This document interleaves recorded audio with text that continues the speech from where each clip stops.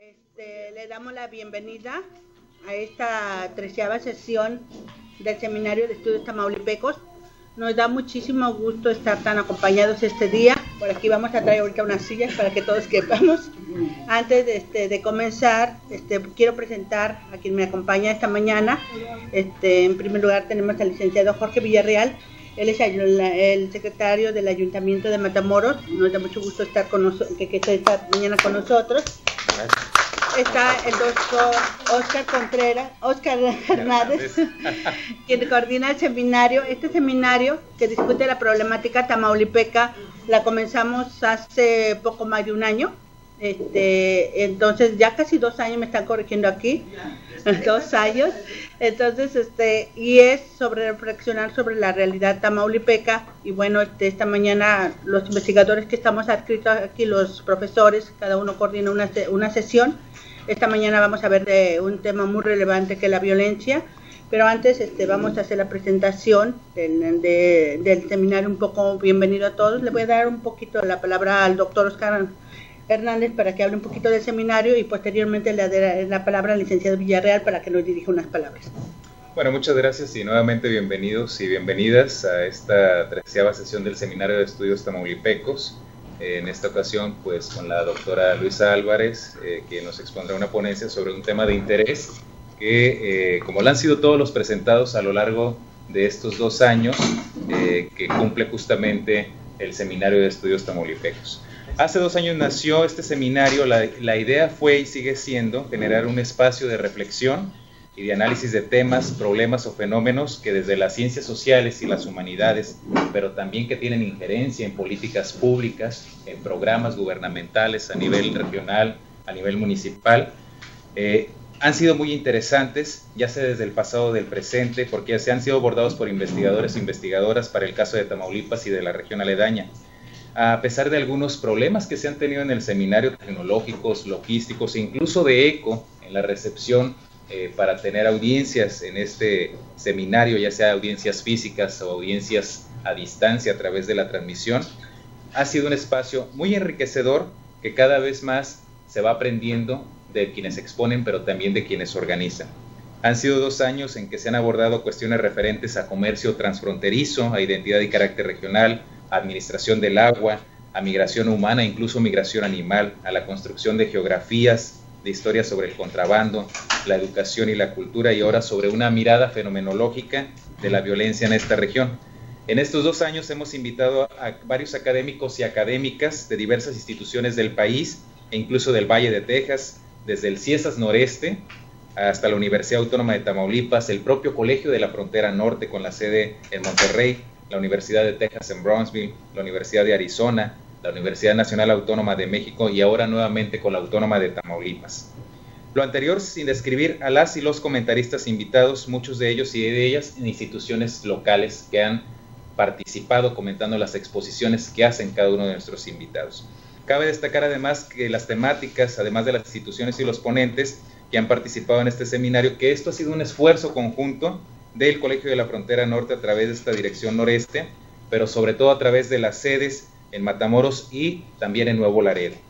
Sin duda el seminario ha representado un gran trabajo y al menos para un servidor como coordinador hasta esta fecha, hasta estos 2 años, ha sido un gran esfuerzo en conjunto y ojalá quien siga coordinando de manera general este seminario pues logre muchos más avances de los que se tienen hasta la fecha. Muchas gracias a todos por su presencia, muchas gracias al licenciado Villarreal por acompañarnos y bueno, le cedemos la palabra. Ok, yo desearía decir que este seminario se difunde a toda la frontera y a todo el país. Ahorita nos están siguiendo por web, por la red, de todas partes, entonces hasta ha tenido muy buenos seguidores, entonces la transmisión se está haciendo ahorita directa y entonces yo creo que eso es importante porque está colocando a Tamaulipas en la discusión general. Sin más preámbulo, le voy a dar la palabra al licenciado Jorge Villarreal, el secretario de nuestro ayuntamiento, para que nos dirija unas palabras, por favor. Doctora Cirila Quintero Ramírez, directora general del Colegio de la Frontera Norte. Doctora Luisa Álvarez Cervantes, profesora de Filosofía de la UAT. Doctor Arturo Zárate Ruiz, miembro del Colegio de la Frontera. Doctor Óscar Hernández, coordinador de seminarios. Y a la responsable técnico, Alma Jiménez. Me da mucho gusto saludarles en nombre de nuestra alcaldesa, la licenciada Leticia Salazar. Créanme que con todo gusto asisto a este tipo de programas, de conferencias, porque es primordial para nuestra alcaldesa, la licenciada Leticia Salazar, este tema en lo particular de la violencia. Y como ustedes saben, ustedes se han dado cuenta la actuación del municipio, cómo vamos encaminados sobre este tema. Han visto las acciones que ha hecho la alcaldesa. En Matamoros están viviendo mejores tiempos para esta situación. Ha sido un factor fundamental la cooperación de la ciudadanía. Ella les manda un cordial saludo. El comprender el origen del fenómeno de la violencia en las fronteras es clave para poder combatirlo. Una sociedad consciente e informada es un paso fundamental para poder sanar a nuestra ciudad. Solo conociendo la raíz del problema podremos atacarlo de manera eficiente. Como lo ha mencionado nuestra alcaldesa, debemos de estar unidos en esta lucha por un Matamoros más seguro y próspero para todos, pues solo juntos lograremos recuperar nuestras calles y espacios públicos. Los felicito por tener la voluntad para estar informados y así ser parte de la transformación que ha emprendido nuestra alcaldesa para hacer de este Matamoros una verdadera tierra de progreso. Gracias. Bueno, le agradecemos mucho al licenciado sus palabras y también la preocupación de la alcaldesa, y queremos reiterarle que el Colegio de la Frontera Norte, como un centro de investigación y de docencia, está a la mejor disposición de hacer estudios sobre las problemáticas sociales, económicos, y sobre todo porque una de las preocupaciones es que en nuestras ciudades en las que estamos, pues mostrarles esta capacidad que tenemos para enfrentar problemáticas sociales, sobre todo, que están teniendo. Entonces queremos que le lleven un saludo y nuestra mejor, encomienda de que seguimos trabajando sobre temas fundamentales de Matamoros. Sin más preámbulo, le voy a dar la palabra a la doctora Artemisa López, que coordina esta sesión, y le vamos a llamar aquí a nuestra ponente también, la doctora Luisa Álvarez. La doctora Artemisa nos va a coordinar esta sesión. Le damos un aplauso al licenciado Villarreal y a todos.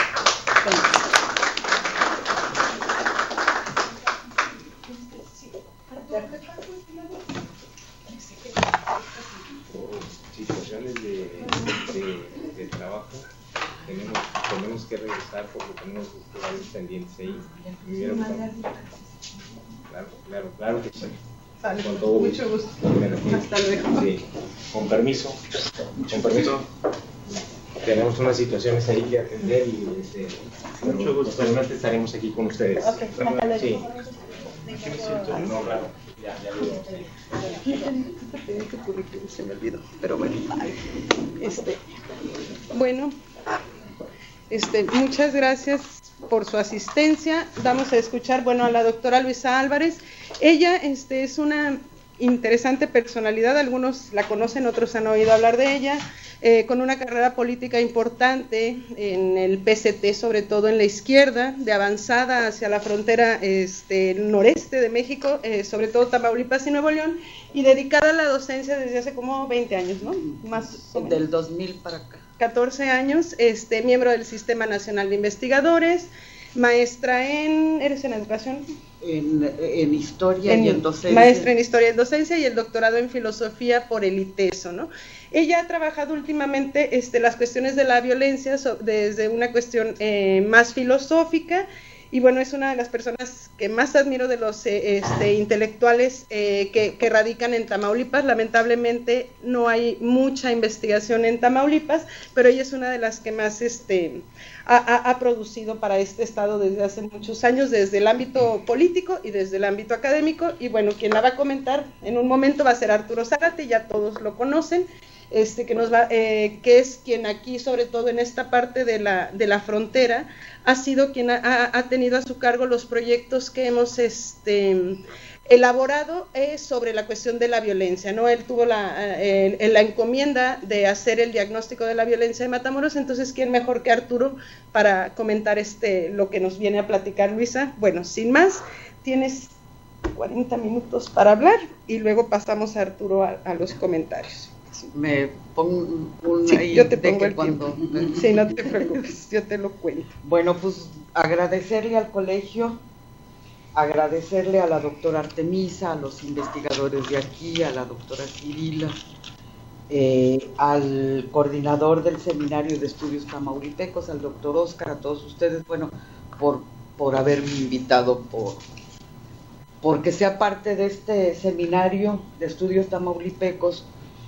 Hay muchos, dijéramos, problemas que abordar y a veces son tantos que uno no puede con seriedad abordar todos. Entonces, y que haya instituciones que se ocupen y se preocupen de estos asuntos como dentro de los problemas de Tamaulipas, la violencia, pues es algo bastante interesante, porque hay instituciones que lo que quieren es como que no hablemos de esto, porque si no hablo no existe, aunque afuera nos estemos matando, pero mejor no lo hablo, y al no hablarlo pareciera que esto no existe. Y en ese sentido tiene importancia el hecho de que también ustedes estén interesados en este asunto. Lo que yo yo tengo trabajando esta línea, que decirles, como desde fines del 2011, 12, 13, esta es una pequeña ponencia, y a mí, lo que haya dicho la doctora Artemisa, soy de la generación setentera, de la izquierda, marxista-leninista, no soy dama de la vela perpetua, nunca lo he sido. Entonces, pero hay algo que a mí me llama la atención en cuanto a la violencia, que no se dio en los 70s. Y a mí eso me causaba mucha incomprensión y sinsentido. Entiendo la tortura como se dio en los 70s, no entiendo o no alcanzo a comprender lo que sucede ahora, que era decir, pues si ya torturaste, no tiene sentido liquidar un cuerpo muerto. Es así como algo que conmociona profundamente, porque entonces ya estas terribles escenas que presenciamos ya quedan más allá de cualquier comprensión. Ya no tiene sentido. O sea, podría tener sentido una tortura para arrancar, delatar, para declararse culpable, pero cuando ya el cuerpo está inerme, dices, ¿qué es esto? A esto ¿cómo nombrarle? Y entonces lo que preparo para ahora, para hacer una pequeña introducción, ustedes saben que cuando hay ciertos dolores humanos, hay palabras, hay dolores que no tienen nombre. Por ejemplo, si a una madre, si a un esposo se le muere la esposa, le dicen viudo.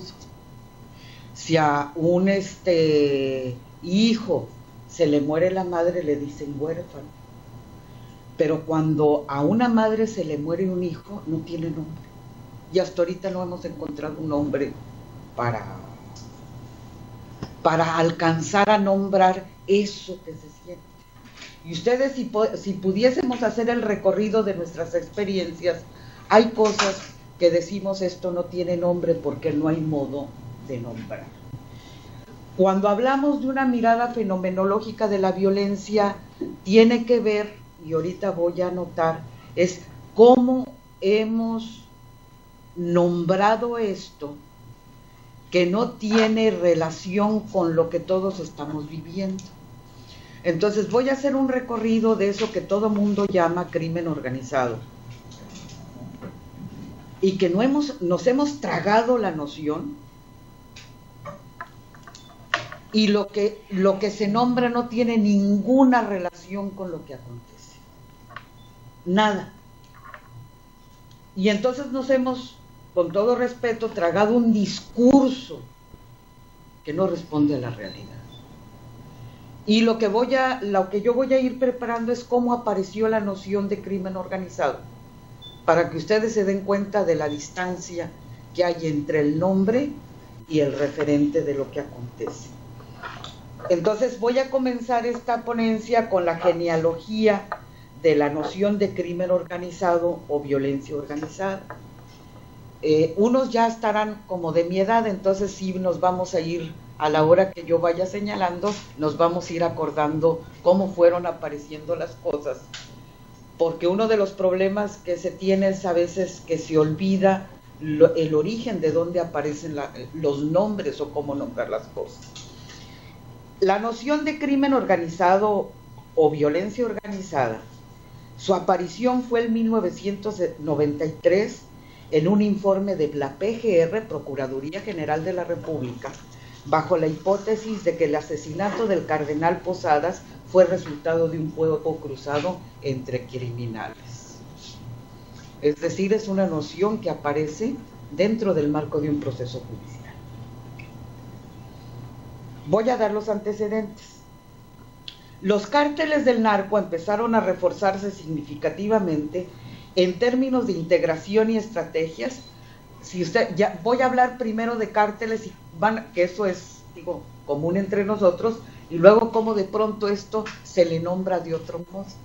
Entonces, los cárteles, en términos de integrantes y estrategias de corrupción, después de 1973 se van redefiniendo con la aparición de la Comisión Nacional de los Derechos Humanos, la cual fue creada como respuesta a la justicia emprendida por parte de los familiares de los desaparecidos, encarcelados y torturados por el Estado. La creación de la Comisión Nacional de Derechos Humanos tuvo consecuencias positivas y negativas. Por un lado, evidenció la existencia de prácticas criminales por parte de los aparatos de seguridad del Estado y hasta cierto punto ayudó a sacar, dijéramos, a los malos elementos de esas instituciones, pero por el otro lado condujo indirectamente al reforzamiento y transformación de los cárteles que ya estaban formados en la transformación en los cárteles con nuevos elementos que ya estaban formados en el espionaje, persecución, extorsión, tortura, y empezaron a incorporarse a los grupos criminales a los que ya había tenido cierta relación de cooperación. Así, las prácticas criminales de tortura y extensión, originadas en las cañerías de los aparatos de seguridad nacional y aspiradas como agua por esponja por el sistema de la Procuración de Justicia del Estado, fueron adoptadas por los cárteles que operaban en México. Durante los años 90 había una relación amistosa con el lazo delincuencial que existía en ese entonces entre los cárteles de la droga, la jerarquía del gobierno e incluso la jerarquía eclesiástica. En 1993, ustedes recordarán el asesinato del arzobispo de Arquidiócesis de Guadalajara, Juan José Posadas Ocampo, a manos del narcotráfico. Deja claro un fuerte lazo entre la cúpula eclesiástica con los altos representantes de los poderes políticos y criminales, y también la creciente disputa entre cárteles, entre ciertos cárteles y ciertos personajes políticos. En ese periodo, la Procuraduría General de la República, a propósito de la muerte de Juan Jesús Posadas Ocampo, cito: en México, estamos hablando de 1993, cito de un informe de la PGR a propósito del asesinato del cardenal. En México, los cárteles de narcotráfico han protagonizado múltiples enfrentamientos en su lucha por ampliar sus territorios de influencia y alcanzar una hegemonía en el mercado de narcotráficos. Algunos de estos grupos han alcanzado incluso una posición de triste celebridad, merced a la notoriedad de sus actividades delictivas. Entre ellos podríamos citar, eso dice la Procuraduría, en la década de los 80, a la organización que fuera encabezada por Caro Quintero, Miguel Ángel Félix Gallardo, Ernesto Fonseca, Doneto, más reciente el cártel de Ciudad Juárez, dirigido por Rafael Aguilar Guajardo, etc. Y el cártel de Tamaulipas, encabezado por Juan García Ábrego, entre otros. Sigo con la Procuraduría. La Procuraduría de Jalisco, a propósito de la muerte, llegó a la consideración de que el señor cardenal Juan Jesús Posadas arribó al aeropuerto en el momento en que se comenzaba a disparar en contra del Chapo Guzmán y el automóvil del cardenal fue confundido con uno de los acompañantes a uno de los grupos antagonistas, lo que lamentablemente propició la muerte del cardenal. Eso dijo la PGR en Jalisco. Y la PGR federal después dice, sigo, como pueden ustedes advertir de la cita, la PGR percibe a los cárteles como el informe describe a los cárteles como enemigos del Estado, pero las entrevistas y relaciones entre la cúpula eclesiástica con el jefe del ejecutivo de ese entonces, en favor de uno de los representantes de los cárteles, hicieron evidente cierta convivencia y conveniencia entre en ese entonces el Estado Nacional y lo que posteriormente yo llamaría subdivisiones del propio Estado, que ya se venían cuajando en la década. ¿Por qué hay una evidencia de este lazo? Si ustedes se acordarán, en ese entonces el nuncio apostólico Jerónimo Prigioni era el representante del Papa en México, y uno de los líderes de los cárteles va a buscar a Prigioni para pedirle el favor de una entrevista con Salinas, porque para decirle que ellos no estaban involucrados en la muerte del cardenal Posadas. Lo que quiero acentuar es el contexto donde aparece la noción de crimen organizado. O sea, ¿cuál es el ambiente que se respira cuando aparece la noción en el informe de la PGR, que lo hace propio ya de la Procuraduría General de la República? El asesinato del arzobispo dio lugar a un nuevo término oficial para referirse a las actividades de los cárteles de la droga. Ya no son cárteles de la droga y comienzan a llamarles delincuencia organizada, pero la noción queda ahí en el informe. Todavía no se hace popular, no se conoce, queda en un informe de la PGR que da vueltas a la Cámara de Diputados. Esta relación del Prigioni buscando una negociación con Salinas a favor de creo que Félix, uno de los que acusaban de la muerte del cardenal, lo data incluso el doctor Jorge Carpizo, que después en una de sus obras, porque él estuvo implicado en ese asunto. Bueno, y luego van a decir, ¿y cómo es posible? ¿Cómo es que la noción de un proceso penal pasa a norma constitucional?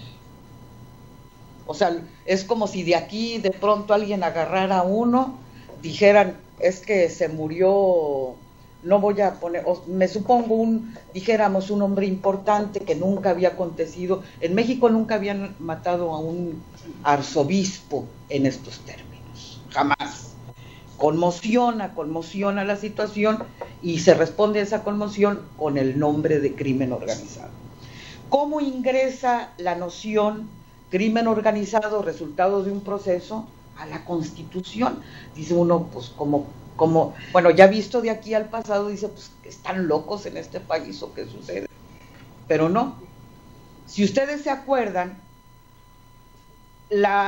el informe de la PGR es en mayo de 1993. En septiembre el Congreso de la Unión eleva rango constitucional, reforma el artículo 16 de la Constitución y entonces aparece en la Constitución crimen organizado, en el artículo 16. Pero ¿qué acontece cuando la noción se lleva al artículo 16 de la Constitución? Que el derecho se divide. Entonces hay crimen organizado y crimen común. Entonces la Constitución tiene, y eso lo critica en su tiempo, voy a señalar la cita, Sergio García Ramírez, un hombre que sabe del asunto, que sabe derecho constitucional. Voy a citar cómo queda el 16 de la Constitución. Queda ahí solo en el 16 de la Constitución y dice así: En septiembre de 1993, como parte de una serie de reformas constitucionales, se modificó el 16 para que quedara de la siguiente forma. Noten cómo queda. Ningún iniciado podrá ser retenido por el Ministerio Público por más de 48 horas, plazo en que deberá ponerse en libertad o ponerse a disposición de la autoridad judicial. Este plazo podrá duplicarse en aquellos casos que la ley prevea como delincuencia organizada. Pero aún no definen lo que es delincuencia organizada. Queda la noción suelta en términos constitucionales, pero sucede algo que al elevar a rango constitucional la noción de delincuencia organizada, Sergio Ramírez nos dice lo siguiente, que es alguien que sabe de derecho constitucional. Dice, cito a Sergio García Ramírez, ¿qué problema ve él? Dice, de tener un solo régimen al amparo de la ley suprema, hemos pasado a tener dos: el sistema ordinario con mayores garantías y derechos, es decir, lo que sería la delincuencia común, y el especial sobre delincuencia organizada con reducción a relativizar aquellos, es decir, nos hemos quedado sin derechos constitucionalmente. ¿Cómo querer retornar a un Estado de Derecho si el propio derecho con con esta diferencia, ¿cuál es el criterio? Sigo. Dice Sergio García Ramírez, distinguido priista, y del Sistema Nacional de Investigadores, al parecer dice, este no es el rumbo del orden penal propio de una sociedad democrática, aunque algunas sociedades instaladas bajo esa calificación la hayan practicado. Si seguimos con García Ramírez, dice, inaceptable en el texto constitucional. Con apoyo en esa descripción pudiera abrirse la puerta de muy amplias e indiscriminadas persecuciones penales. No ha sido la intención, dice García Ramírez, manifiesta del legislador, pero el riesgo se halla a la vista. Eso lo está diciendo en 1993. No lo está diciendo ahorita, pero alcanza a mirar con esa elevación del rango de crimen organizado a la Constitución, comienza a abrir el conflicto y el gran problema que ahora enfrentamos. Sigo. Dice el lazo ahora. ¿Qué pasa en 1994 que ustedes se han de acordar? Matan a Colosio. Y entonces hay un, ¿cómo decirles? Quiero que sientan lo que podría sentirse de decir, pues es que esto, los que son historiadores dicen, es que esto no pasaba, esto no podía pasar. O pasaba después del proceso revolucionario, no podía pasar en ese tiempo. Pero esta misma situación va a generar algo que se llama Ley Federal contra la Delincuencia Organizada, pero hasta el 96. Si ustedes se dan cuenta, del 93 al 96 se dejan 3 años para legislar una ley secundaria derivada de una reforma constitucional, lo que ahorita ya ven que con la ley de la energética dicen, es que hay que hacerlo ya porque ya. Pero en este caso particular, si ustedes, y pueden consultar del 93, se hace la ley secundaria hasta el 96. Y entonces queda ahí en la Constitución con la siguiente definición de lo que es la delincuencia organizada, no en términos constitucionales, pero ya en la propia Ley Federal de la Delincuencia Organizada, dice la propia ley que va a entender por delincuencia organizada cuando 3 o más personas acuerden organizarse o se organicen para realizar en forma permanente y reiterada conductas que por sí unidas a otras tienen como fin o resultado cometer alguno o algunos de los delitos siguientes, porque si bien en el 93 nada más deja suelto la noción de crimen organizado, ya en el 96 ya tiene cierta dirección. ¿Qué va a entender por delincuencia organizada de acuerdo a la ley? Dice, la ley se refiere a delincuencia organizada por el tipo de delito y son en resumen los siguientes: terrorismo, contra la salud, la falsificación, alteración de la moneda, acopio y tráfico de armas, tráfico de indocumentados, de órganos, corrupción de personas, de menores, pornografía, turismo sexual, enocinio, robo de vehículos, trata de personas y secuestro. Pero ¿cuál es el problema? Si ustedes se dan cuenta, a lo que le voy a llevar a crimen, o lo que ellos dicen que es el crimen organizado, lo reducen a la suma de personas. Es cuando una o dos o tres personas se juntan para cometer tal cosa. Y voy a poner un ejemplo. Dice, como se puede advertir de la delincuencia organizada, es vaga absurdo, bueno, debe de haber aquí hombres que estudien derecho, y en derecho las nociones tienen que ser claras. Digo, si no o sea, hay ciertos criterios en el marco del derecho que aquí no se respetan, y dice, ¿cuál es el problema de tan laxa la definición y tan amplia los delitos? Dice que hay un abanico diverso de delitos que no tiene destinatario claro y preciso, y por consiguiente todo es delincuencia organizada, nadie es responsable de actos criminales y cualquiera pudiera pertenecer a la delincuencia organizada, porque la definición dice, cuando dos o más o tres personas acuerden organizarse o se organicen para realizar en forma permanente o reiterada conductas que por sí unidas a otras tienen como fin un resultado cometer alguno de los delitos que siguen.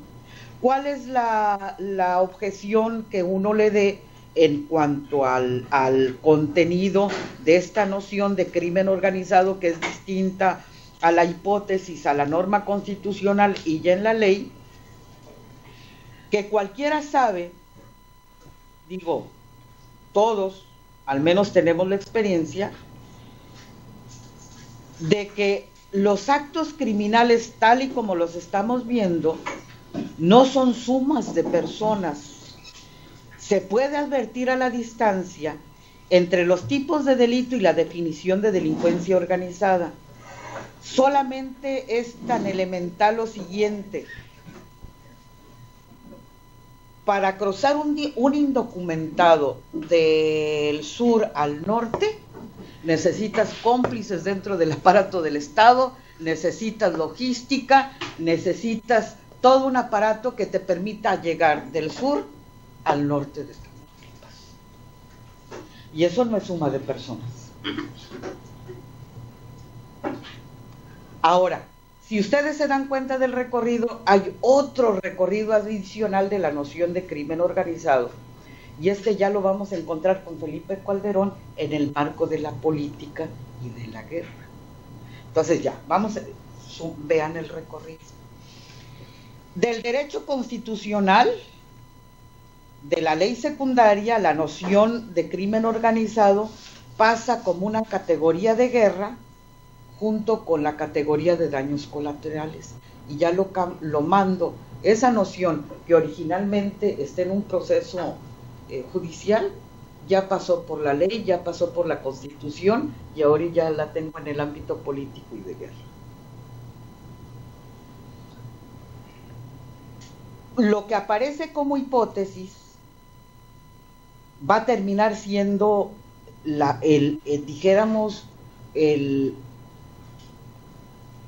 así como el resorte que estamos viviendo ahora, porque en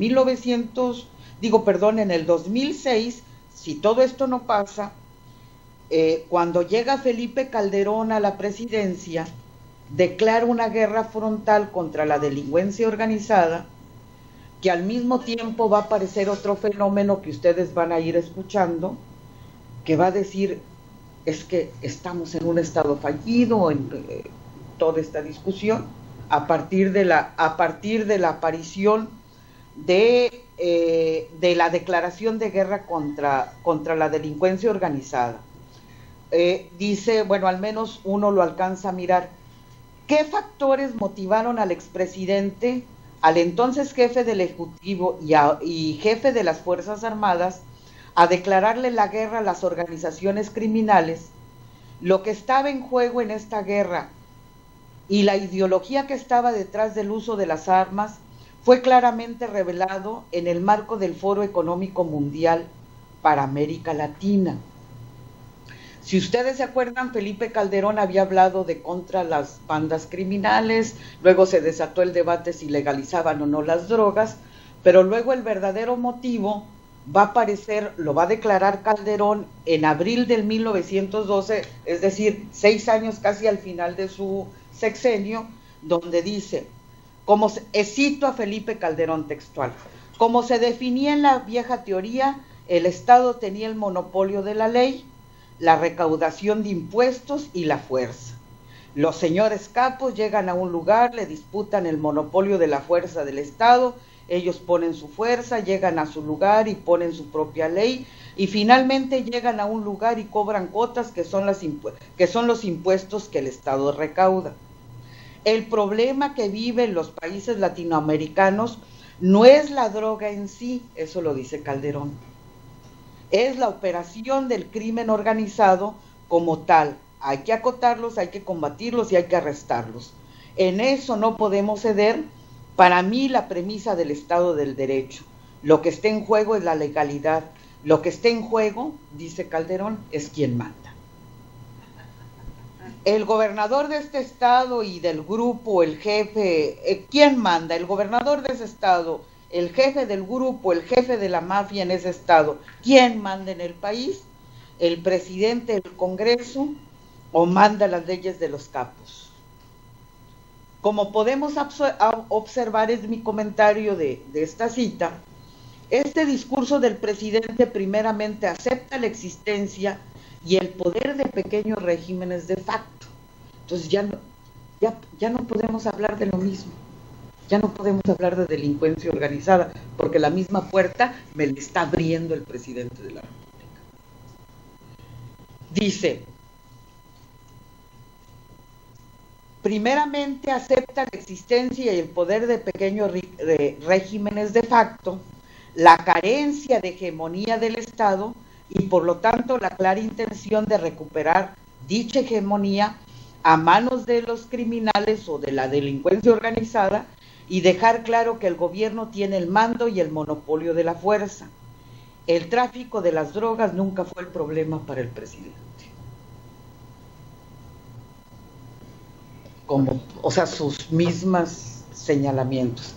¿Cuál es la justificación de la guerra y qué? Aunque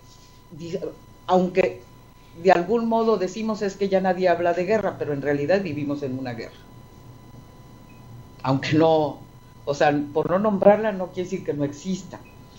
Dice, el expresidente justifica su guerra a partir de una teoría política focalizada en el Estado, que es la premisa del Estado de Derecho, el cual sostiene que es el derecho, la ley, norma que regula y ajusta todas las conductas.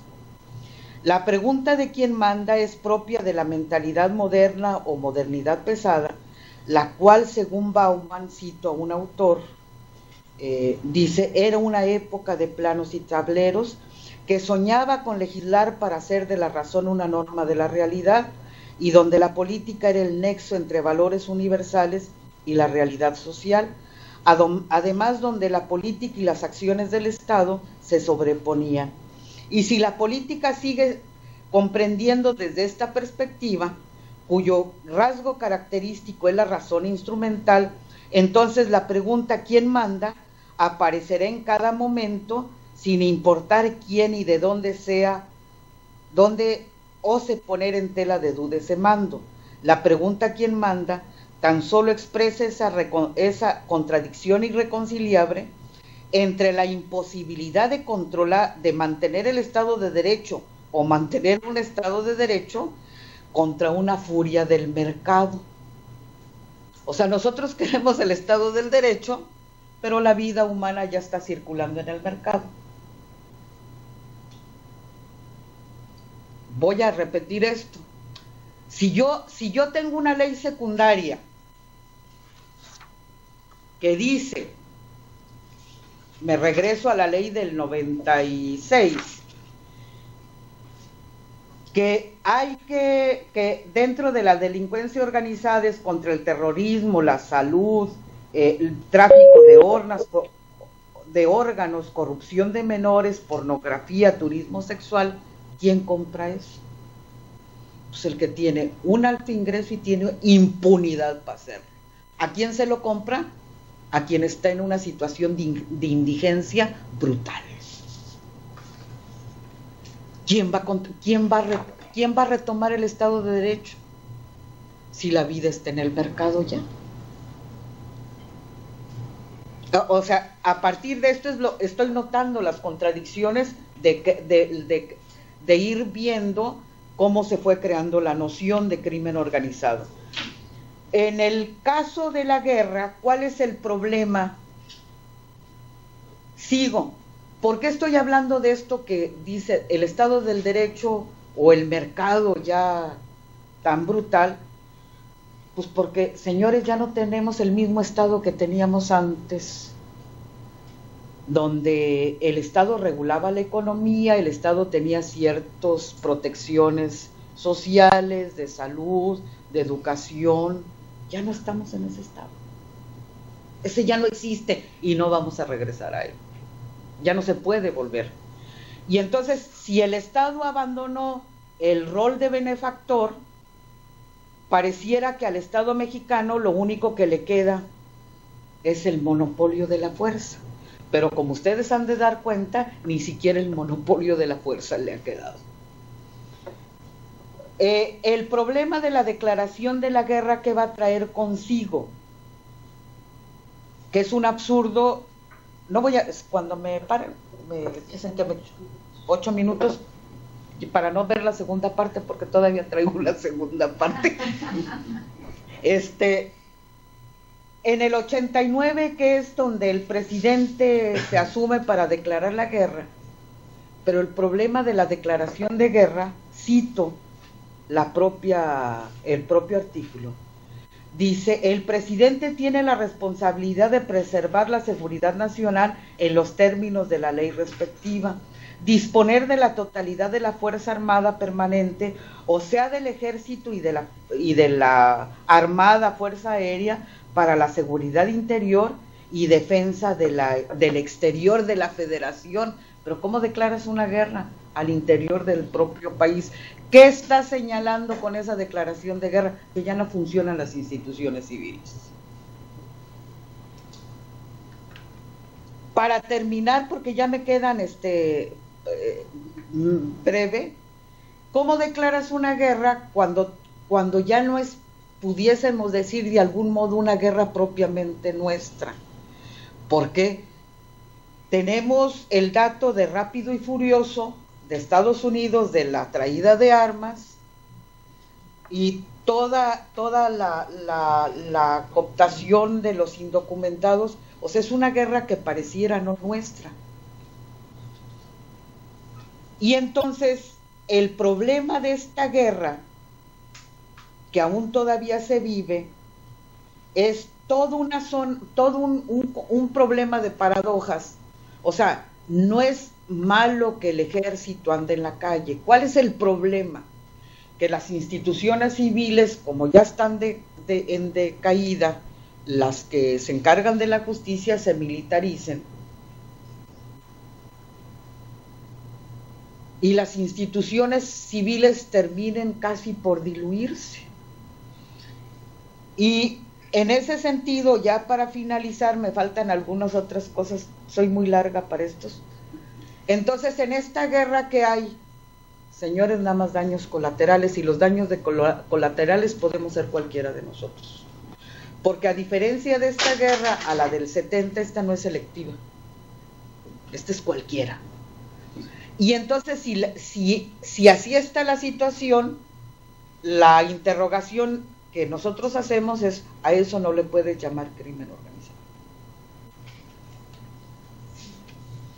Nosotros hemos acuñado algunas nociones que tienen que ver, que son organizaciones empresariales, porque nadie las quiere ver como parte de la economía. Entonces nada más las ven como actos delictivos, pero son organizaciones que tienen un mercado negro de consumo, son empresarias, son piramidales del tipo de un partido político piramidal, son multicriminales porque hay toda una diversificación del delito, son armadas, usan el terrorismo, tienen aspiraciones totalitarias de control político y geográfico y son parte del gobierno o son parte del Estado.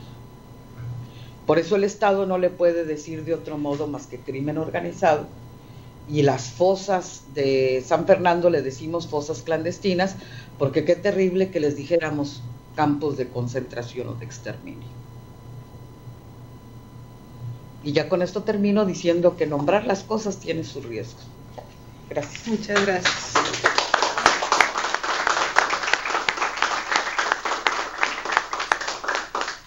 Gracias. Le damos la palabra a Arturo para escuchar sus comentarios. Bueno, muchas gracias. Quiero agradecer a Luisa Álvarez esta oportunidad. He tenido la oportunidad de leer el trabajo Mirada Fenomenológica sobre la Violencia en el Noreste de México, de Luisa Álvarez y Cervantes, y un trabajo más extenso, Las tres guerras contemporáneas de México. ¿Son las Fuerzas Armadas el medio para recuperar el Estado fuerte?, que Luisa Álvarez junto con Cruz Alberto Martínez y Corina Itze Contreras publicaron en la revista electrónica de Psicología Iztacala de la Universidad Nacional Autónoma de México. Entre otras cosas, ambos textos comparten el revisar y criticar la conceptualización que el Estado mexicano ha intentado hacer de la violencia o crimen organizados a través de los años. También veo en estos textos un esfuerzo por alcanzar precisión en dicha conceptualización y un esfuerzo por identificar factores que han permitido el desarrollo del crimen organizado, así como errores en las políticas públicas para combatirlo. Comparto con Luisa Álvarez su preocupación por los errores de conceptualización hechos por el Estado mexicano respecto al crimen organizado y por los errores en las políticas suyas para combatirlo. Considero muy útiles los esfuerzos de Luisa Álvarez por ganar precisión en el concepto de crimen organizado. Considero importante también su esfuerzo en identificar los factores que han permitido el desarrollo del crimen organizado. Difiero un poco en por qué nos debe preocupar una conceptualización errónea, en por qué ganar, pero también limitar la precisión en la conceptualización, en la identificación de los factores que influyen en el desarrollo del crimen organizado, en cuál es el alcance del error en las políticas y en si la conceptualización de Álvarez es la más apropiada. Ciertamente, la definición del estado de delincuencia organizada es muy laxa. La ley contra la delincuencia organizada citada por Álvarez prácticamente dice que cierto número de delitos se convierten en delitos organizados si 3 o más personas se organizan para cometerlos. La imprecisión es grave, entre otras razones, porque se presta a arbitrariedades. Disminuiría, por ejemplo, las garantías procesales y judiciales contra cualquier inculpado que comete un delito común, al menos los enlistados, y hacerlo con ayuda de 2 o más personas. Así, entre otros problemas, los límites de la averiguación previa se duplican, la posibilidad de encarar a los denunciantes se restringe, y el inculpado, tanto durante el proceso como si lo sentencian, no contaría con el beneficio de verse encarcelado cerca de su propio domicilio. La imprecisión del término crimen organizado es también grave en términos de política pública. Si el problema está mal definido, también la solución que se elija lo estará. El esfuerzo de Álvarez por precisar la amenaza es muy útil para definir la política pública. Por ejemplo, no es lo mismo lidiar con un corro de malvivientes que con brigadas de paramilitares que fácilmente aplastarían las fuerzas de seguridad pública. Las numerosas precisiones de Álvarez son muy oportunas para identificar las numerosas y muy posibles características de las mafias a que se enfrenta ahora México. Reconociendo así la complejidad del problema, se puede empezar a producir, y creo que sí se puede empezar a producir, la complejidad de la solución. No creo que sea un problema insoluble, a menos que queramos que sea aquí el cielo, esa es otra cosa, pero hay cosas que se pueden resolver en términos humanos. Quiero, sin embargo, notar que el esfuerzo de precisión, aún, y me refiero a la porción final de su trabajo, quiero, sin embargo, notar que el esfuerzo de precisión, aún la vaga distinción hecha por el Estado mexicano sobre el crimen organizado, puede ser contraproducente desde la perspectiva judicial. Permítanme explicarme. Si me mandan a comprar sopa de pollo y de lima, y solo encuentro sopa de pollo, regresaré no solo sin sopa de pollo y de lima, sino incluso sin sopa de pollo. Algo similar ocurre cuando se persigue el crimen organizado. Si a las procuradurías judiciales de los estados, corruptamente inactivas, se les podría exigir atrapar y sentenciar a un ladrón por simplemente robar mi carro, ahora estas justifican su demencia porque la Procuraduría Federal le ha añadido a ese delito el apellido de organizado. Que los hagan los federales.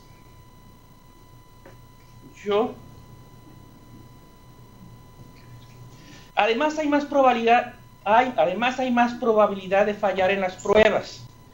Se debe demostrar no solo manzana, sino manzanas.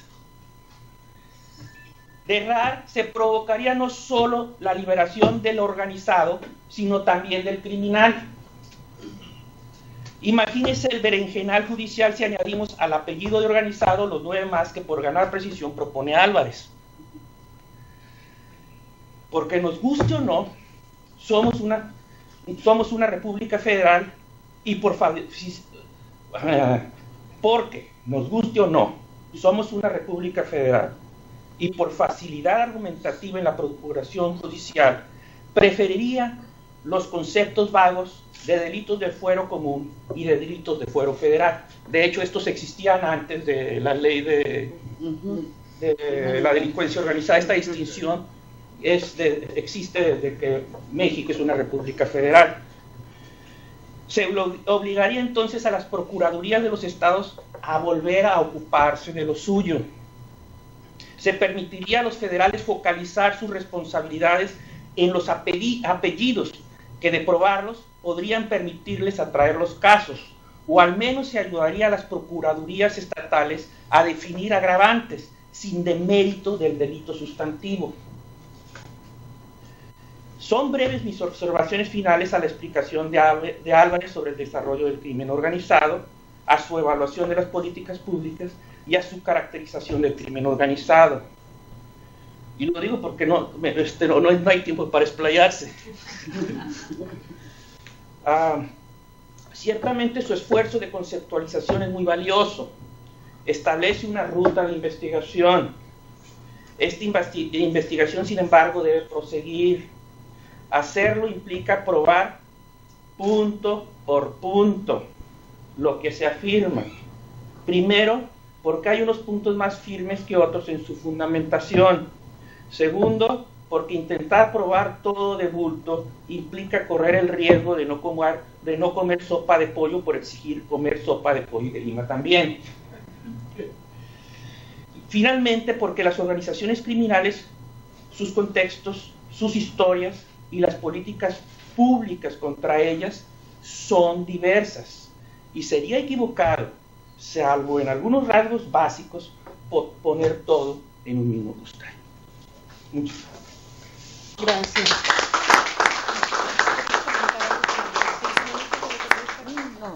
No, está bien. Bueno, muchísimas gracias, Arturo Zárate, por sus comentarios. Ya veo que toma nota de todo. Ya luego seguramente lo seguirá analizando. Antes de pasar a las preguntas y respuestas, creo que todos nos dimos cuenta que llegaron unos chicos, son de la Universidad del Instituto Oriente, alumnos de la licenciatura en Criminología y Criminalística, ¿sí? Bueno, mucho gusto, bienvenidos, y nos da gusto de veras que estudiantes de licenciatura se acerquen a este tipo de charlas. Bueno, vamos a dar paso a las preguntas. Es abierto, libre, lo que quieran comentar. Allá atrás Oscar Hernández, Cirila, ¿alguien más como para hacer una tanda de 3, 4 preguntas? Luzma, ok, empezamos, Oscar. Gracias, doctora Camisa. Luisa, bienvenida otra vez. Me gustaría empezar, es un tema muy provocador y muy polisémico a propósito de, ¿no? Yo quisiera empezar con una observación de Humpty Dumpty, cuando él señala que cuando usa una palabra significa precisamente lo que él quiere que signifique, ¿sí? Pero Alicia le responde que el problema es saber si puede lograr que las palabras signifiquen tantas cosas. Y Humpty Dumpty replica diciendo, el problema de fondo, el problema real es saber quién es el que manda. Más allá de la relevancia literaria de Lewis Carroll en esta novela de Alicia en País de las Maravillas, a mí me parece que lo que se está tratando con relación al tema que expusiste es un problema de semántica, ¿sí? Es un problema de semántica. Coincido mucho con Arturo en el sentido de que no hay crimen organizado, no hay delincuencia organizada. Hay criminales y hay delincuentes organizados. Y si lo vemos en estricto sentido, esto deriva justamente de un esquema de administración, de comercio, de toda una industria.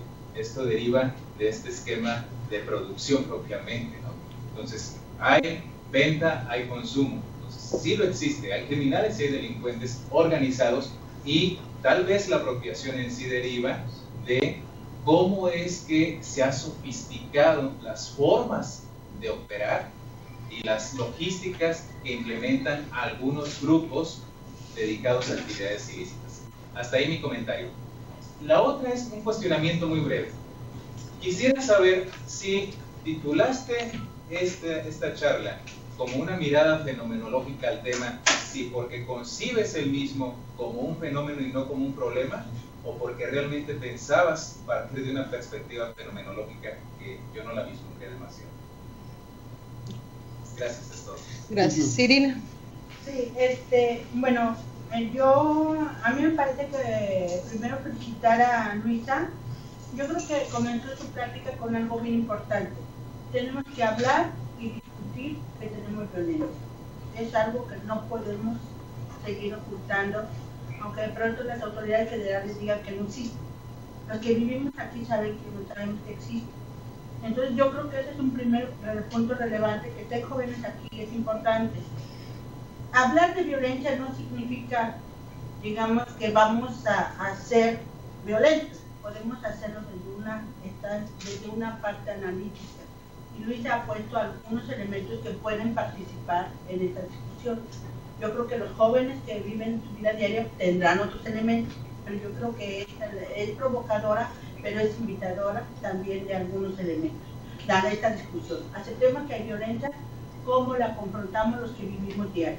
Aquí en Matamoros, en Nuevo Laredo o en la misma Reynosa. Este es un punto. El segundo punto, que a mí me identifico con Luisa, pero yo creo que es porque es historiadora también, me parece que un elemento fundamental es la historia. Luisa está haciendo un recuento histórico que puede tener todas las fallas, pero ¿de dónde viene? ¿Por qué? Porque en la medida que nosotros reconozcamos la historicidad, vamos a entender cómo se conformó esto. Cuando dicen que salen los muertos del 2010 de San Fernando, ¿cómo pasó acá? Si nosotros revisamos la historia, desde los 40 estaban matando migrantes. Entonces, es importante recordar la historia de lo que ha pasado. Entonces, yo creo que esa parte de histórica es un elemento fundamental. Lo que me gustaría preguntarle a Luisa es que hablaba que al final, como su apellido era la de la violencia en el noreste. ¿Qué puede decir del noreste? Porque en este tiempo el territorio cobra un papel importante. Nosotros somos frontera y obviamente me gustaría conocer su punto de vista, o sea, que de toda su reflexión, cómo se inserta el noreste en esa parte de manera breve. Y un punto que he tocado fundamental me parece, si bien nosotros experimentamos el problema por estar acá, este es un fenómeno global. Y yo creo que la precisión que estás haciendo de cómo se componen los elementos que tiene el crimen organizado deben de desarrollarse más y difundirse. Porque yo acabo de escuchar siempre en Estados Unidos precisamente una ponencia que visualiza el crimen organizado como una corporación. Entonces yo creo que es importante que desde la mirada de los que vivimos en una entidad como Tamaulipas se diga esto. Y finalmente me gustaría también mencionar y conocer tu punto de vista la participación de la sociedad civil. Yo creo que eso sí es relevante, decía Luisa, casi nos han aniquilado, pero yo creo que tenemos derecho, lo que se hizo en Tampico, a decir que vuelva la paz. Yo creo que también lo deberíamos de hacer en Matamoros y yo me gustaría conocer de Luisa tu punto de vista. Ok, Luzma, Mario, cerramos esta ronda, contestas, y luego abrimos otra. A ver si alcanzo. Espérame tantito, deja que pregunten Luzma y Mario. Luzma. Gracias, sí. Bueno, yo aquí lo que he estado viendo realmente, y creo que lo mencionas mucho con las mismas palabras de Felipe Calderón, es quién manda. Entonces, a mí ya no precisamente tal vez el tema de la violencia, sino el tema en general del país en el que estamos viviendo. Y no sé si a nivel mundial, pero vamos a, o sea, me quedaría yo con esto, de que lo que le interesa entonces al gobierno es quién manda.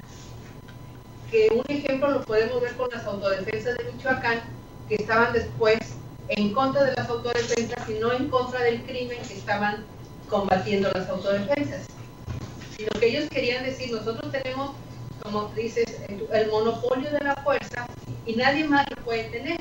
Sin embargo, el crimen está teniendo el monopolio de la fuerza, pero si alguien más lo disputa, no puede estar fuera del Estado. Lo estamos viendo como los están cooptando a los autodefensas porque están poniendo en evidencia al Estado de que no funciona, de que la violencia sigue, que es más fuerte y que en un momento dado lo que ellos quieren es el quién manda.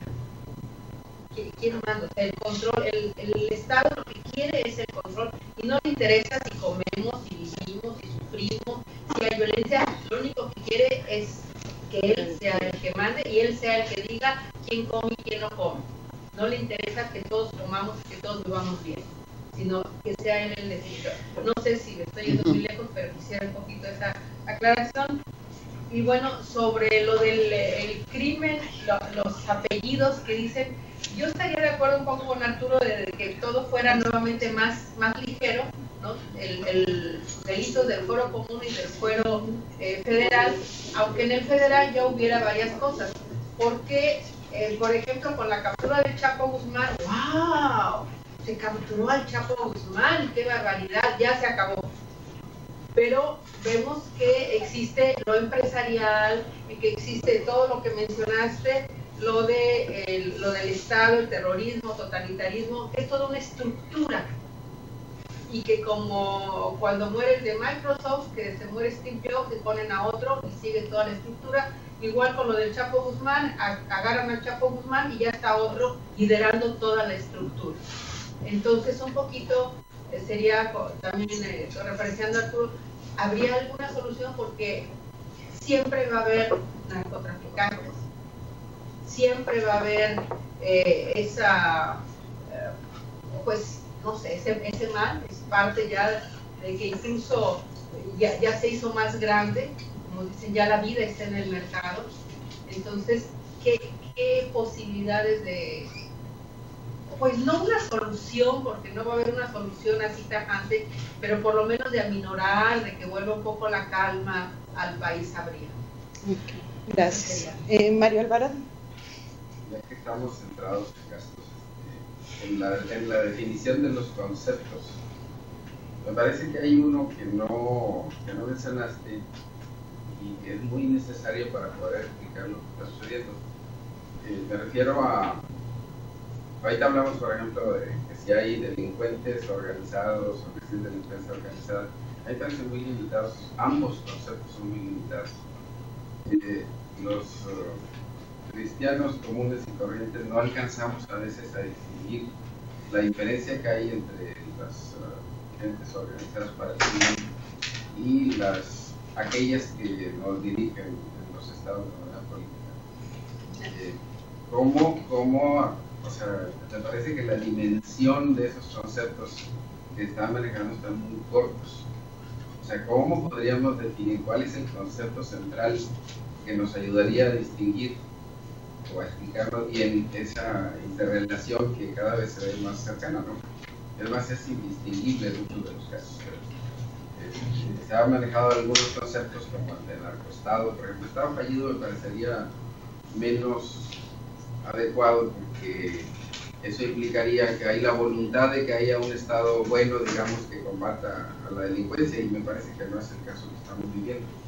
Entonces, narcoestado pues parece ya limitado desde el momento de que ya la delincuencia ahorita ya no maneja solamente las drogas o la parte del narco, sino es un portafolio amplio, cada vez más amplio de actividades, porque ahí falta incluir, por ejemplo, la explotación de la minería y de otros bienes de la nación. Por ejemplo, no está ahí la venta de gasolina, la ordeña, ductos, etcétera, ¿no?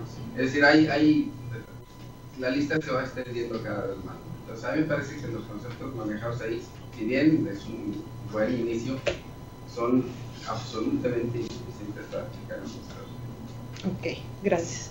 Contesta brevemente para luego darle la palabra a Laria. Sí, voy a procurar hasta donde y alcance mi inteligencia, que a veces soy más lentita de lo que uno cree. Comenzaré con la primera interrogante. Sí, bueno, yo creo que el problema en el caso de que me plantea el doctor Oscar, bueno, yo no creo que nada más sea semántico el asunto, si no, no me hubiera metido o sea, si fuera semántica, ojalá y todo fuera semántica. Y evidentemente no vio la fenomenología porque era la segunda parte. Era toda la genealogía del crimen organizado, porque entonces, ¿cómo podría yo hacer como una especie de descripción fenomenológica de lo que para mí ya no es crimen organizado? Esa es toda la segunda parte que quedó, que fueron como otras 6 hojas, aparte de las 3 que me faltaron. Y ahí ya es un poquito, no es sencillo a las descripciones, pero sí, así está el asunto. En cuanto a lo que me señala, permítame mis notas.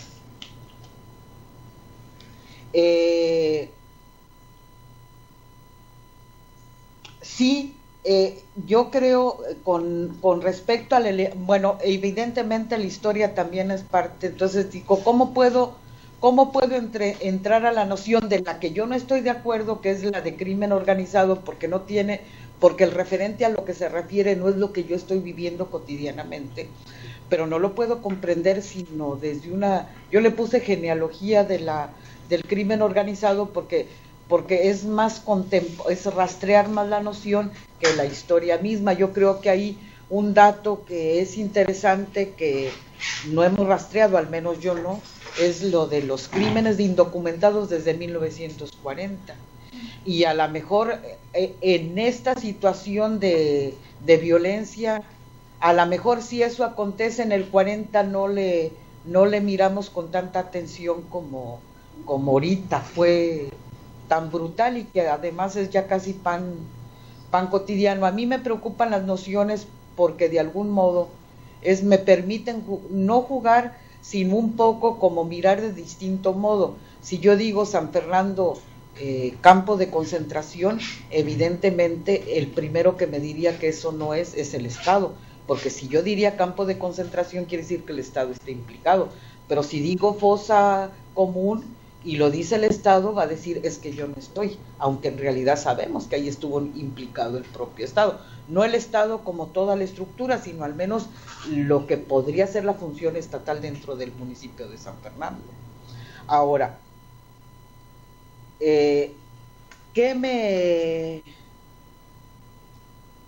con todo esto, ¿cómo se inserta en el noreste? Bueno, no tengo la respuesta adecuada, pero desde que yo vivir ¿qué es lo que me impacta para el noreste y que ustedes también lo han de tener? O cómo se inserta, lo voy a decir desde la experiencia, es que antes no vivíamos así, o no lo presentábamos de este modo. Y aquí habría que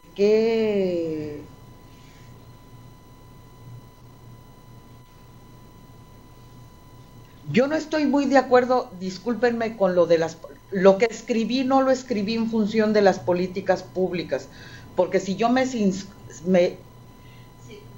circunscribo a la política y a la inseguridad, ya siento como si estuviera acotada en la reflexión. Prefiero equivocarme y decir, prefiero las observaciones que ustedes me hagan a mi pensamiento quedar acotado para la reflexión. Entonces, a veces no hallo cómo insertar, o sea, todo esto que pienso, todo esto que reflexionamos en grupo, a veces no hallo cómo insertarlo en las políticas o cómo puede ayudar al noreste, sino más bien como es problema, pero yo digo fenomenología porque si la violencia de por sí es muy agravante, es como si yo pretendiera distanciarme de la violencia, no puedo, pero a lo mejor si lo veo como un fenómeno puedo ir, o sea, esa es como una preocupación metodológica para enfrentar el asunto, más que buscar una solución, no tengo solución. La participación de la sociedad civil a mí sí también me alentó mucho lo de Tampico. Victoria ya está manifestándose y es un aliento que de algún modo tenemos, o sea, de que la gente sale y diga, es que ya no queremos vivir así, sí es un aliento, o sea, pero es un aliento que tardó, ¿cuánto? 6 años. O sea, quiere decir cuánto estuvimos aterrorizados para no salir. Pero bueno, ya está saliendo, al menos, o se discute el problema, aunque no tengamos razón, que se discuta, tan solo que se discuta, tan solo que se aborde el asunto. Y ya, ¿quién manda? Pues ese sí es un gran problema, porque mandan muchos. Uno de los grandes problemas de Felipe Calderón es que él pensaba que él mandaba. Cuando formula la pregunta ¿quién manda? Es porque ya no manda. Entonces deberíamos de pensar cuántos centros de poder en realidad hay, o sea, cuántos mandos hay, y entonces ya puedo mover el abanico y ya no me centro nada más en el Estado. Voy a decir algo más feo. Si lo que yo llamo crimen organizado, delincuencia organizada, que separar el acto del crimen de la persona sería como otro tema más, que nos llevaría así como otra discusión, es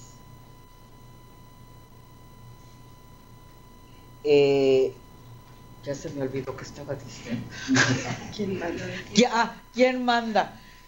Si yo separo el acto del crimen, es una discusión grande, pero lo que sí puedo ir viendo es cuáles son los centros del mando o cuáles son los focos de relaciones de fuerza que se mueven en todo este ámbito.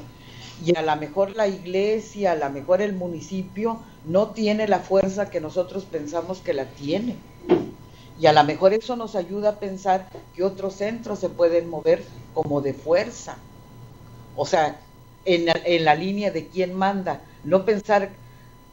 Voy a volver a plantear el asunto. Si yo creo que el Estado me va a dar seguridad, a partir de que lo creo que es el monopolio de la seguridad de la fuerza, ya no me la va a dar porque ya no me la dio. No sé si se me entiende, o sea, quiero que me la dé, pues ya no me la da porque ya no me la dio. O sea, si ya no me la da, o si, pues es que no te la va a dar. Y ahí es cuando tendría que aparecer, bueno, estos debates, estas discusiones, para ver, bueno, qué está aconteciendo y cómo aporto, o cómo ayudo, o qué puedo hacer. A veces muchas de las investigaciones, que es lo que, y con esto termino, es cierta ansia para decir, bueno, hay que buscar una solución. Es que no hay solución. O la solución que nosotros queremos es como querer regresar al pasado. El pasado ya no vamos a regresar. No vamos a regresar a un estado de derecho como nosotros en algún momento lo vivimos. Porque ya sí, ¿cómo decirles? Ya se dinamizaron las fuerzas. Ya hay fuerzas dinamizadas que se pretenden detener con legislación. Ya no lo puedes detener. ¿Qué es eso? No lo sé. ¿Cómo resolverlo? Tampoco. Lo que sí vale la pena es, pues entre todos hablémoslo. Ok, gracias. Sería... ¿Hay alguien en Laredo que quiera preguntar algo? No han dicho nada, pero lo están oyendo y debe ser para hablar. Bueno, sí. Hola. Buenas. ¿Sí se escucha? Sí. Sí, está me llamó la imagen atención. ahí atrás, perdón. Sí, me llamó la atención lo que comentaba hace rato la ponente, en el sentido de que si el Estado no me dio la seguridad, ya no me la da. Entonces, ¿qué es lo que digamos tendríamos como futuro? El hecho de que se siga perpetuando este tipo de problemáticas de inseguridad en un contexto de crimen organizado, ¿o cuál sería su opinión, su visión sobre ello? Gracias. Jesús Frausto, ¿verdad? Si quieres contestar a los de Laredo, ellos te ven y te oyen bien. Ah, bueno. Pues en realidad no sé. O sea, lo que voy a atreverme a decir algo todavía más fuerte, pero está en el ámbito de la intuición, no es un trabajo de investigación que todavía lo haya seguido. Por eso no me atrevo mucho a hacer afirmaciones. Bueno, los que investigan saben que uno tiene que ser como cauto a la hora de afirmar algo, si no es resultado de una reflexión. Si en un estado de guerra podemos pedirle al Estado que fue cómplice de la guerra que me devuelva el Estado del Derecho, regresaría con la misma pregunta. ¿Sí se entiende el margen del problema? Entonces ya no es el problema, a lo mejor estamos viviendo el trabajo que hicimos anteriormente es que estamos viviendo en los marcos de 3 guerras en el país, particularmente en el noreste. Hay una guerra de lo que el Estado le llama crimen organizado contra la población civil. Derecho de piso, levantones, esa es una guerra. Hay otra guerra que es entre los que les dicen así, o que el Estado les dice crimen organizado. Y hay otra guerra que es la del Estado contra el crimen organizado.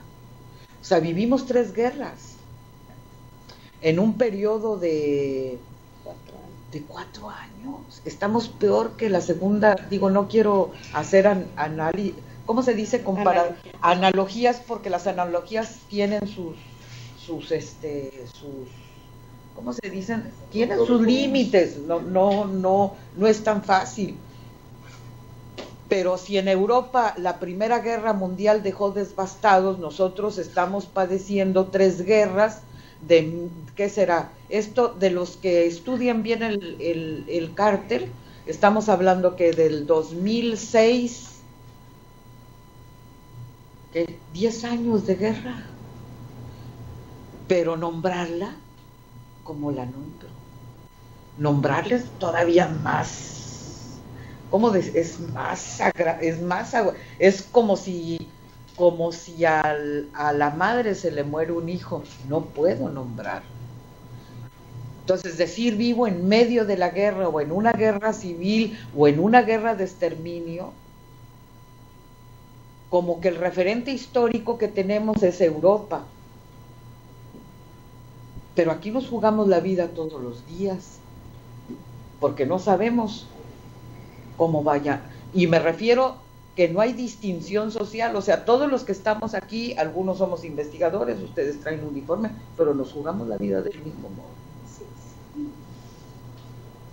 Lo mismo puede quedar usted en una esquina, lo mismo puedo quedar yo en una esquina. Entonces, mi problema es a eso cómo le llamo.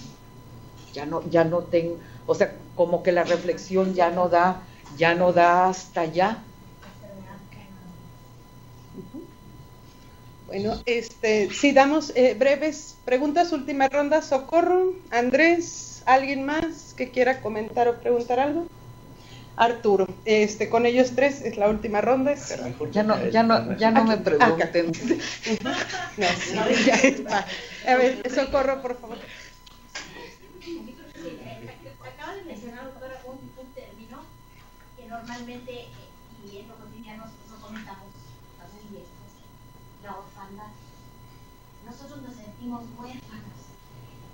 A ver cómo te las arreglas para que no te haga nada. O sea, es decir, hay una orfandad social, una orfandad política, una orfandad de seguridad, hay una orfandad total. Entonces, yo me pregunto y me preguntaría, Teo, a lo mejor no es posible definir tales cosas, es muy difícil. Bueno, estamos tan huérfanos como de los conceptos. Ya no entendemos ni lo que es el gobierno.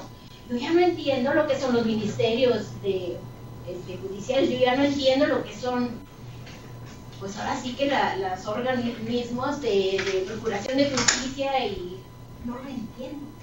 Yo veo un uniformado y con todo el respeto de los presentes me pregunto, ¿puedo confiar en él? ¿O no puedo confiar? Porque inclusive hemos llegado al colmo de que la justicia está en grupos al margen de la ley. Tenemos ejemplos, alguien atropellan, en lugar de llegar las policías, llegan los otros grupos, agarran al delincuente, lo juzgan, si no es de ellos, me imagino, y entonces es increíble cómo la comunicación que se está dando en la comunidad. Oye, agarraron al individuo, estuvo tránsito, no, pero llegaron los de la maña, ellos hicieron justicia. Y entonces yo me pregunto, bueno, o ya no existe Estado en nuestro país, ya no hay una definición de Estado en México, ya ni siquiera Estado fallido, porque, bueno, más o menos se acota. Entonces, ¿qué tipo de Estado tenemos? Números, hay otro rumor por ahí que hemos oído entre empresarios, somos empresarios. Entonces hemos ido a diferentes conferencias, y en una ocasión un empresario que no lo conocemos, sencillamente nos comentando como se comenta en estos lugares, y dice, yo ya ni me preocupo. ¿A qué me preocupo? Entonces nos estabas comentando y dice, el país ya no es nuestro. Entonces es otra pregunta, ¿en manos de quién está nuestro país? ¿Somos realmente los mexicanos sanguinarios? ¿Somos esos crímenes que jamás habíamos visto? Yo creo que los mexicanos no tenemos esa manera de actuar. A mí me parece, quiero decir, son solo apreciaciones muy individuales, muy personales. Yo creo que hay mafias internacionales en México, y lo dijo una vez un italiano también en una conferencia que fuimos de empresarios, y dice, en México tienen un país maravilloso. Y entonces yo me quedé así, y le dije, tenemos un país maravilloso. Pero pues sí, o sea, tenemos un país maravilloso, tampoco todo está mal, entonces, ni quiero decir que toda la población estamos mal. Yo creo que la mayoría de la población es buena, y yo lo veo, los niños, las mamás, los padres, los que trabajamos, los estudiantes, yo creo que la mayoría.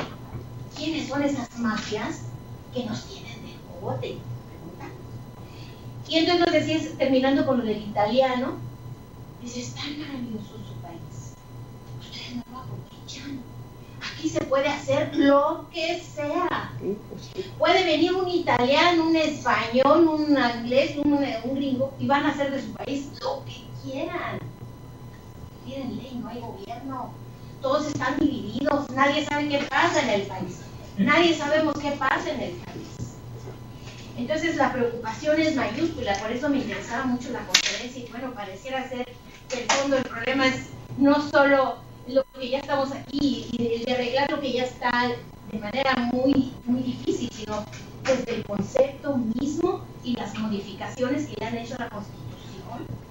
Entonces yo me recuerdo la película de Herodes, en donde estaba el gran diputado, el señor que nombraron del PRI, y saca la Constitución y dice, esto no me gusta, ¿no? O sea, entonces, a mí me preocupa porque yo siento que no solo yo me siento huérfana, muchos nos sentimos así, y estamos hablando de nuestro país.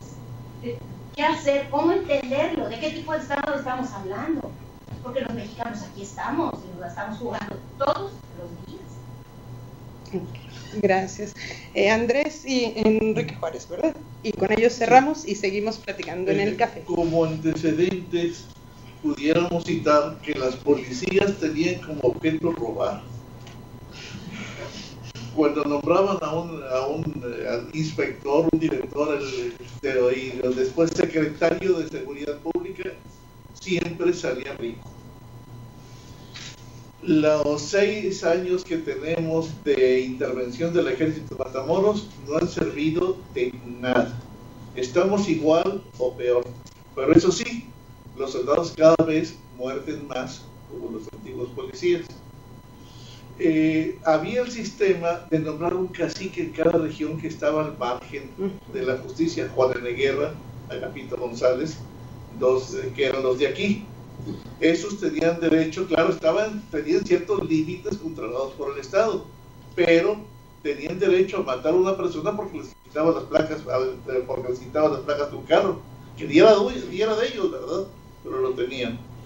Entonces, además a eso hay que agregar jueces, que no es delito robar gasolina, porque los diputados no lo han declarado que sea delito, por lo tanto cada quien puede vender gasolina.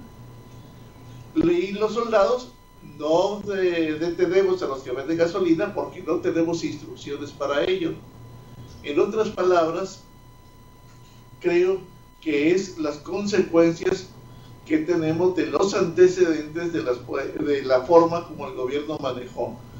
Otro aspecto finalmente, el gobierno acuérdense de aquel gobernador de Nuevo León, no, nada más que se maten entre ellos los narcos, ya va a haber la paz nuevamente. Entonces hay que dejarlos que se sigan matando para que ellos solucionen el problema. Cuando se declara un delito, por ejemplo, el tráfico de indocumentados, entonces al primero que castigan con toda la severidad es aquel que alguien le pidió un aventón y se le ocurrió traerlo en su carro. Ese sí es traficante. Tienen que castigar a inocentes para que los culpables sigan actuando como siempre. Gracias. Enrique. Nada más un comentario. La pregunta, ¿quién manda? Es muy difícil saber quién manda, pero sí es fácil saber quién no manda. Exacto. Claro. Y no solamente es fácil, sino que es interesante porque sabemos quiénes no mandan. Bueno, otra más. He estado viendo, yo veo muy poco la televisión, digo en cuanto a programas así de noticias y todo eso. Estaba viendo que a la señora esta, entre paréntesis, muy corrupta de la Gordillo, que le han 2 veces al menos le han dictado órdenes de aprehensión por crimen organizado, y 2 veces jueces le han echado abajo a la Procuraduría esas órdenes de aprehensión. Y estaba viendo yo ahí, escuché con mucha atención la lista de delitos que conforman el crimen organizado, y por lo visto yo creo que a la Gordillo le van a hacer los mandados, porque difícilmente va a encajar en sus delitos que hizo con la lista esta del crimen organizado. Y qué tristeza, si es así, que a la Procuraduría se le caiga, ¿verdad? Pues un caso como ese, ya tan cacaraqueado, aparte de no era muy importante, porque de que la señora se llevó miles de millones de pesos o hizo mal uso de esa fortuna, pues es cierto.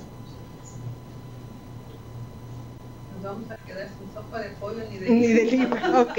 Nada más ese era todo el comentario. Gracias. Si gustas, nada más a ver. Sí. Por favor, vean en internet Matanza de Allende. Matanza de Allende. Porque van a llevar una sorpresa muy desagradable. A ver si no genera un virus al abrirlo todos. Brevemente. Un adelanto así nada más. San Fernando se queda corto, chiquitito. ¿Cuándo fue? ¿Allende de dónde? Allende dónde. No, la que acaba de pasar en Tamaulipas. ¿Cuándo fue? Fue en el 2011 y le han echado tierra y es una noticia, bueno, debió haber sido una noticia mundial porque si a San Fernando. No, va a contestar. Yo no entrego. Pero todavía va a contestar. Ok. Digo, no alcanzo a contestar. No, sí contesta rápidamente. Bueno, si gustan, los últimos comentarios que haga Luisa y ya para entregar las constancias e irnos al cafecito. Este es un primer intento de reflexión del problema, no es dentro de un marco de reflexión mayor. No quisiera terminar con el ánimo de que todo está perdido, pero lo único que puedo decir es que no está en manos del Estado.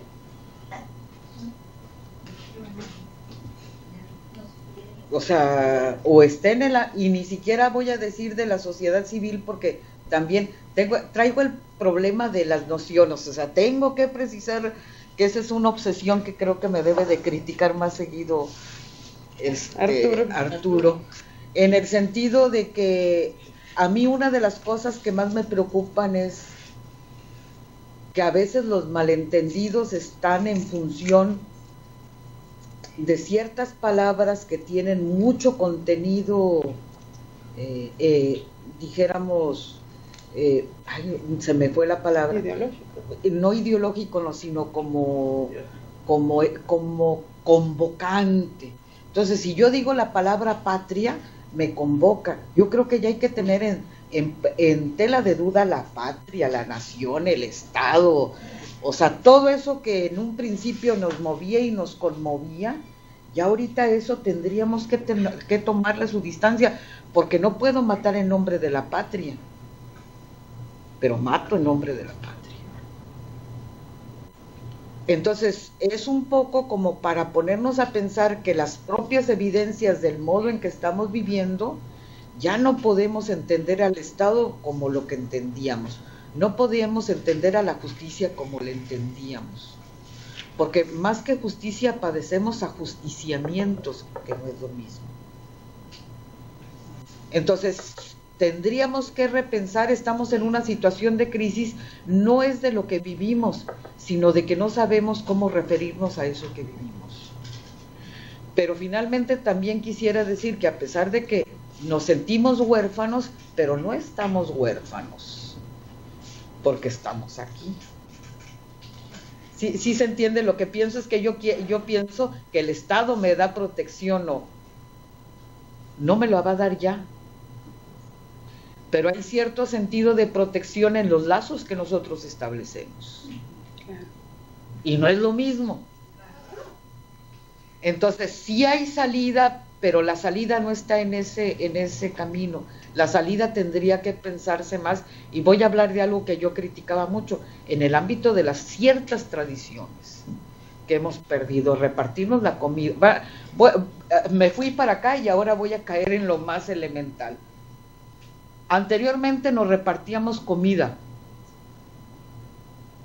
ahora nadie se habla en las calles. había fiesta y invitábamos a todos. Ahora las fiestas son muy reducidas. Entonces, si en realidad nos preocupara y no tuviéramos tanta esperanza del Estado y viéramos también que esa orfandad no del Estado, el Estado desde hace mucho me dejó huérfano. O sea, el Estado no tiene madre y me dejó huérfano a mí. Pero de algún modo seguimos vivos y la mayoría de la gente quiere vivir. Si hubiera el 50% más uno de los mexicanos que no quisiéramos la vida, no estuviéramos ni siquiera aquí, ni siquiera estuviera el colegio, ni siquiera pudiésemos hablar de lo que estamos hablando. Y a eso hay que apostarle, a lo que podemos hacer, ya no pensando en salvar a la patria, que fue en los 70s, hacer la revolución para cambiar radicalmente el país, porque el proletariado y las fuerzas de... Me tiro el rollo setentero si quieren.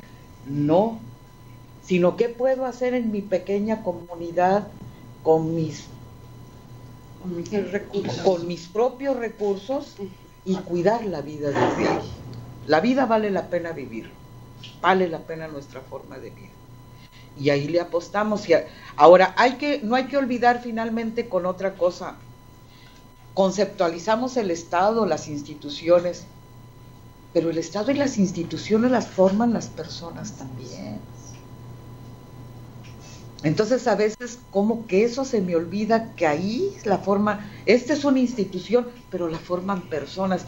La policía es una institución, pero está formada por personas. Nosotros vivimos a lo mejor en un barrio y hay personas ahí. Entonces, si pudiera nuestra mirada ver más al ámbito de la comunidad y no ver al Estado en términos de esta gran peso y noción, pues valdría la pena por ahí escarbarle, y con esto termino. Muchas gracias.